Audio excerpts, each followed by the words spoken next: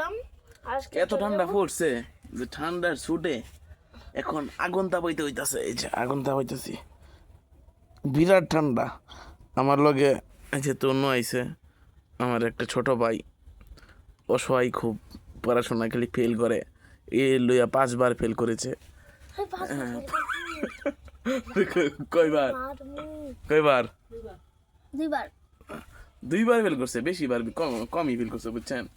মানে এই যে ক্লাসও পড়ে এই ক্লাসের ম্যাডামটা পছন্দ, ত্যাগ করতে চায় না আর কি বুঝছেন, এরা লয়ে থাকতো চা ভাই, মুখ ফুটতে কইতার না আর কি, মুখ ফুটতে দেবো মুখ ফুটতে তো মুখ ছুটো না।